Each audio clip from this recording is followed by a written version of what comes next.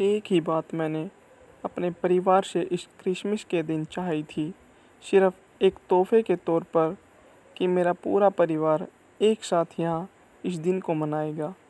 शाम 6 बजे तक हम अपना डिनर कर लेंगे, फिर हम क्रिसमस ट्री को सजाएंगे। उसने देखा कि हाल ने अचंभे से उसकी ओर देखा और कुछ बुदबुदाया। अगर उसका बेटा ऐसा कुछ सोच रहा है तो उसके गुस्से को हंसी मजाक से ही दूर करना होगा। जब वह स्वयं 18 वर्ष का था, पहले पहल उसने अपने बाप से जुबानी लड़ाई की थी, फिर मुठियाँ भींचकर। जब वह गर्मियों में शहर में कोई मेला देखने जाना चाहता था और उसके पिता ने वहाँ जाने से मना कर दिया था। यह पेड़ ठीक है काटने के लिए, उसने रुखाई से कहा। कोई कहीं नहीं जाएगा, मैं जा रहा हूँ, हाल ने कहा। जाकर दिखा फिर, बाप ने चिल्लाकर कहा। दोनों एक दूसरे को आंखें तरेर कर देखने लगे। अचानक बाप ने चीख कर कहा, अगर तुम समझते हो कि इस प्रकार देखकर तुम मुझसे निपट लोगे तो चलो ऐसा ही सही, दो दो हाथ करके देख लेते हैं कि हम में से कौन बेहतर है। वे दोनों एक दूसरे से कुश्ती लड़ने के अंदाज में आमने सामने आ खड़े हुए, एक नौजवान और एक अधेड़। हाल ने अपने पिता की ओर देखा। वह उनके कदमों पर झुक आया। शर्म और गर्व से उसकी आंखें भर आई। ठीक है, उसके पिता ने मुंह फुलाए हुए कहा, मैं यह सब कुछ खुद ही कर लूँगा, मैं कहीं नहीं जा रहा, हाल ने कहा। वे दोनों अपने काम में जुट गए जब तक कि सूर्य निकल न आया। हाँ, यह लड़का मेरे जैसा ही है, वह उसे समझ सकता है, हाल उसका विरोध क्यों नहीं कर सकता। आप बॉस हैं, हाल कहने लगा। आप हमेशा ही बॉस रहोगे। उसने अपने पुत्र की ओर गुस्से से देखा। क्या कहना चाहते हो तुम? बस यही कि आप बॉस हो। वैसे भी आप युद्ध के समय से बहुत बड़े बॉस बन गए हैं, नहीं हो क्या? Atomic killer. वह जवान उसे एक भयावह दैत्य समान लगा, जो उसे अत्यंत क्रूर दृष्टि से देख रहा था। अचानक उसने आग की तरह भड़कते हुए अपने बेटे के जबड़े पर जोर से घूंसा दे मारा, एकदम सीधे हाथ से, जिससे हाल अचंभित रह गया। उसी समय उसे गर्व भी हुआ कि हाल ने उसके साथ वैसा ही व्यवहार कर उसे स्तंभित कर दिया। हाल, वह हकलाया। हाल, मेरा यह मतलब नहीं था। मालूम नहीं मुझे एकदम से क्या हो गया, लेकिन तुमने मुझे शैतान कहा न, इसलिए, वरना मैं कभी ऐसा नहीं करता। हाल जेब से रुमाल निकालकर अपने चेहरे को पोंछने लगा। क्या खून निकल आया है? उसने संयत होकर पूछा। हाँ, थोड़ा सा, मगर नील पड़ गया है। यह बुरा हुआ, तुमने भी तो मुझे शैतान कहा। कहा न लड़के, कहा तो। क्या तुम वैसे नहीं हो क्या? एक तरह से किल्लर। नहीं। हाल ने रुमाल को ध्यान से देखा। उस पर खून के कुछ छींटे थे। उसने रुमाल को लपेटकर फिर से अपनी जेब में रख लिया। चलो, अब क्रिसमस ट्री तैयार कर लें। हाल, मैं ऐसा नहीं करना चाहता था। Okay okay. वह फिर उसी तेजी से लकड़ी को काटने लगा और तेजी से छीलते हुए लकड़ियों का ढेर लगा दिया। फिर शिष्टता से खड़ा हो गया। यह हमारा पेड़ तैयार हो गया, उसने कहा। मैं इसे काट लूँगा, हाल ने पिता से कहा। उसने उछलते हुए 3 बार कुल्हाड़ी को तने पर मारा, मगर हर बार उसके पैर लड़खड़ा गए। तब उसने कुल्हाड़ी को दूर पटक दिया। मुझे चक्कर आ रहा है डैड। रुको, मुझे देखने दो। विलियम्स ने बेटे की ठोड़ी उठाकर ध्यान से उस नील को देखा। क्रिसमस के दिन तुम्हारे साथ ऐसा व्यवहार करने के लिए तुम मुझे माफ़ कर दो, शीघ्रता से उसने कहा। कोई बात नहीं, ठीक है, हाल ने कहा। आखिर मैंने तुम्हें एक नाम दिया है, वह मेरे योग्य नहीं। उसने एक बार फिर से संशोधित किया। ठीक है, तुम आराम करो, मैं खुद ही इसे काट लूँगा। उसने बड़ी सावधानी से पेड़ पर प्रहार किया और पेड़ चौफाल आ गिरा। दोनों ने उस ठूंठ को आगे पीछे से उठा लिया। चुपचाप चलते हुए उन्होंने घास का मैदान पार किया और उसे घर के बरामदे के सामने लाकर रख दिया। मैं बर्फ़ साफ कर देता हूँ, हाल ने कहा। नहीं, पहले घर के अंदर चलो, कुछ खा पी लो। वह उसे रास्ता दिखाता हुआ रसोई से अंदर दाखिल हुआ। कमरा गर्म था और वहाँ तेज पत्ते और मांस की खुशबू फैली हुई थी। ओह, तुम दोनों आ गए। उन्हें देखकर हेलन चहक उठी।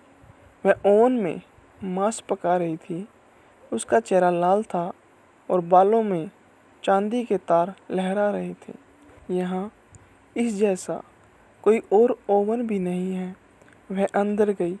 मैं हैरान हूँ, यहाँ अलग अलग आकार की कितनी लकड़ियाँ हैं। तब तक तुम ऊर्जा से चलने वाले ओवन का इंतज़ार करो, उसने प्रत्युत्तर दिया। उसमें कुछ ही मिनटों में तुम्हारा खाना तैयार हो जाएगा। हम सभी टेबल पर बैठेंगे। तुम एक बटन दबाना। जब तक हम छोटी मोटी बातें करेंगे और इतने में मांस पक जाएगा। किसी ने भी इस बात का कोई जवाब नहीं दिया। वह अपने जूते उतारने में लगा था, अतः उसने इस चुप्पी की ओर कोई ध्यान नहीं दिया। रसोई की पुरानी मेज पर बैठकर ऐना चांदी के पुराने बर्तनों पर पॉलिश कर रही थी। कोई फ़ोन तो नहीं आया, हाल ने पूछा। नहीं, ऐना ने जवाब दिया।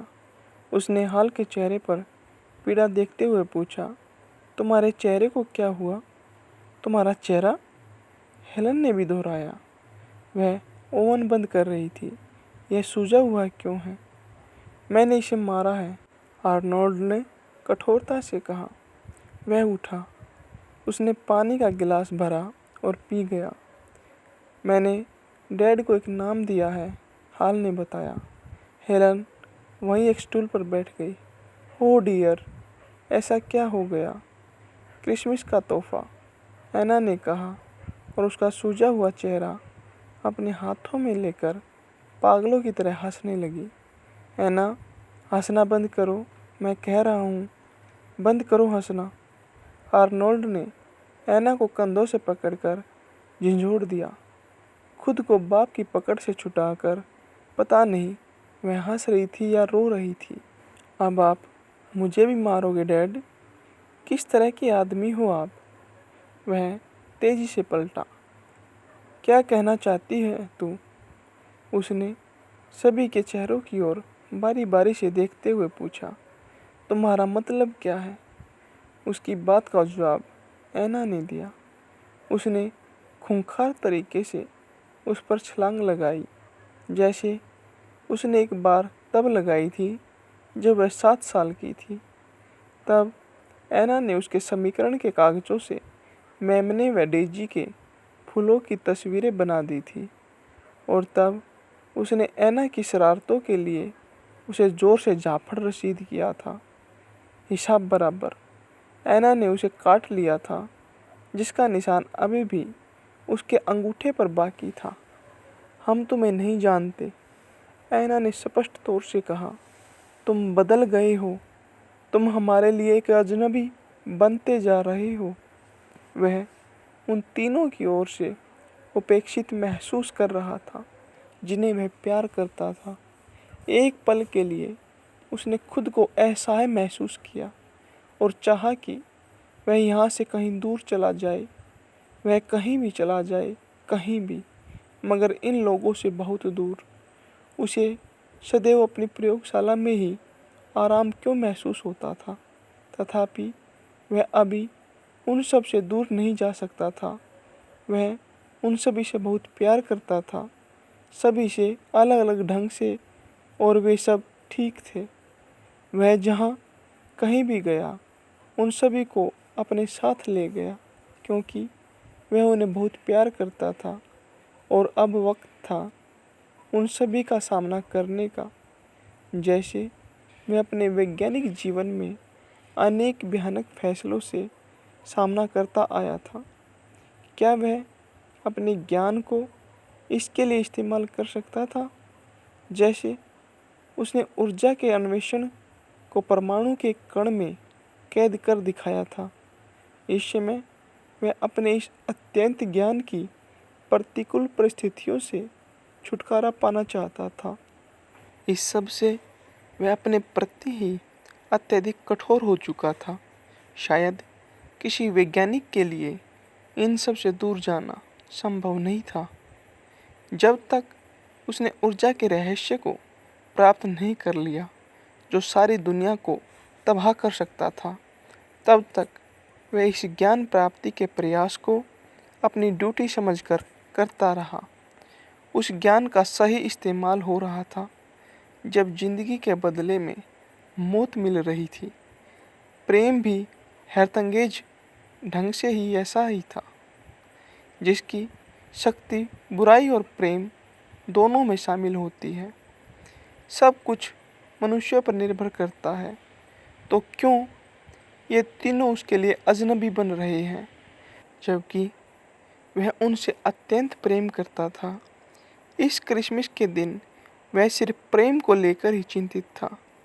वह ऐसा क्या कहे जिससे वे लोग उसके प्यार को भली भांति समझ पाए। वह रसोई में ही मेज पर बैठ गया और बारी बारी से सभी के चेहरों की ओर देखने लगा। वे सब भी उसकी ओर देख रहे थे और वह उनके सामने भले आदमी के रूप में ही बैठा था। ऐना अंततः उसने ही कहा। उन तीनों में से उसने संबोधित करने के लिए उसे ही चुना। तुम बहुत भली और ईमानदार हो, एकदम क्रिसमस के सितारे की तरह। मैं बहुत खुश हूँ। तुमने कहा कि मैं अपने परिवार के लिए एक अजनबी हूँ, जबकि मैं सोचता रहा कि तुम और हाल अजनबी हो, यहाँ तक कि हेलन भी। मैं बहुत समय तक खोया रहा, लेकिन मैं तो अपने ही घर को खो चुका हूँ। ऐना एकदम शर्मिंदा हो गई। उसने देखा, ऐना ने बहुत धीमे स्वर में कहा, आप बहुत बिजी थे डैड। मैं बहुत बिजी रहा, सही है। उसने स्वीकृति में कहा, मैं तुम लोगों से बहुत दूर ही रहा, बहुत ही व्यस्त रहा, जबकि मैं सोचता रहा कि यह मेरी ड्यूटी है, मेरी नौकरी है, लेकिन मैं कभी भी तुम लोगों के बिना जी नहीं पाया। मैं कहीं भी रहा, चाहे मेरे प्यारे। वह उन्हें समझने के लिए लालायित था। उसने सभी के चेहरों की ओर देखा। वे उसे उदास ही लगे। वे भी उसे नहीं जानते। जैसे इस समय वह उन्हें बहुत सारी यादें उनके मस्तिष्क में चक्कर लगा रही थी। वह अनुमान लगा रहा था कि वे क्या सोच रहे थे। वह उन्हें फिर से वापस पाना चाहता था, प्रेम से जीतना चाहता था और इस बात का यकीन दिलाना चाहता था कि वह अभी भी खुशमिजाज व स्नेही पिता था और भावुक प्रेमी व पति था। उसने अनुनय नहीं की, लेकिन फिर से ऐना से ही कहा, तुम सदा ऐसे ही ईमानदार बनी रहना, मगर तुम ऐसा क्यों महसूस करती हो कि मैं अजनबी हूँ? उसका प्यारा व छोटा सा चेहरा एक बार फिर से तन गया। लोग मुझसे पूछते हैं कि मुझे कैसा लगता है कि मेरे पिता ने परमाणु बम बनाया है। वे मुझसे पूछते हैं अब वे क्या बना रहे हैं, और मैं हमेशा कहती कि मुझे कुछ नहीं मालूम, क्योंकि मैं कुछ जानती ही नहीं थी, क्योंकि आपने हमें कभी कुछ बताया ही नहीं। हाल ने उसे टोका, डैड को बम के लिए जिम्मेदार मत बनाओ। वह इस बारे में जो कुछ भी करते रहे हैं, जो भी उन्होंने किया, यह सब बहुत पहले से ही मौजूद रहा है। रसोई में से मांस के पकने की सुगंध फैलने लगी थी। बाहर दिन बदलने लगा था। आसमान फिर से काले बादलों से ढक गया था और बाहर बर्फ गिरने लगी थी। नरम रोएदार बर्फ। क्रिसमस का यह पुरातन अंदाज था, जैसे मांस का ओवन में पकना। परसरल पेट बरामदे के सामने सजने के इंतजार में पड़े रहना। उसे याद आया कि उसके बचपन में हर क्रिसमस कुछ ऐसे ही होता था और आज इस घर में कुछ ऐसा हुआ था जो पहले कभी नहीं हुआ था। एक भय में लिपटा हुआ मनुष्य का अपने भविष्य के प्रति छिपा हुआ भय, मगर संभव, क्योंकि उसने और उसके अधीनस्थ वैज्ञानिकों ने जो भी किया था उस कारण। यदि ऐसा भय यहाँ है तो हो सकता है कि हर घर में ऐसा ही कुछ हो। हर एक दिल में एक अनकहा रहस्य, एक साया जिसे स्पष्ट नहीं किया जा सकता।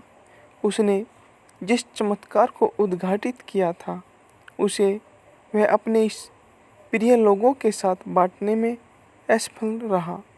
वे लोग सिर्फ खौफ को ही जान पाए। उसने सिर हिलाया। मैं कोशिश करता हूँ, उसने कहा। मैं खुद को स्पष्ट करने की कोशिश करता हूँ। मैं समझ रहा हूँ कि तुम लोग मुझसे क्यों डरते रहे। एना यह बर्दाश्त न कर पाई। डैड, आपसे डर नहीं लगता, मगर कोई भी व्यक्ति खुद को सुरक्षित महसूस नहीं करता। हम इसके आक्रमण से भागते हैं।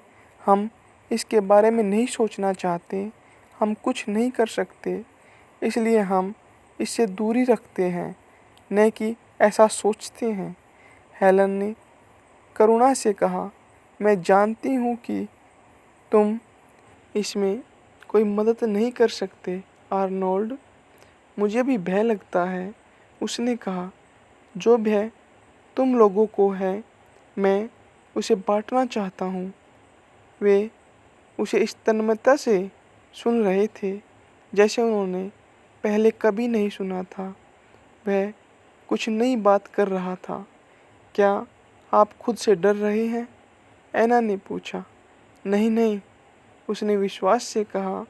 मैं खुद को जानता हूँ। हाँ, मैं बदल रहा हूँ, मगर वैसे नहीं जैसा तुम सोच रही हो। कोई भी किसी चीज़ को खोज नहीं सकता। मैं ऐसा किया, मगर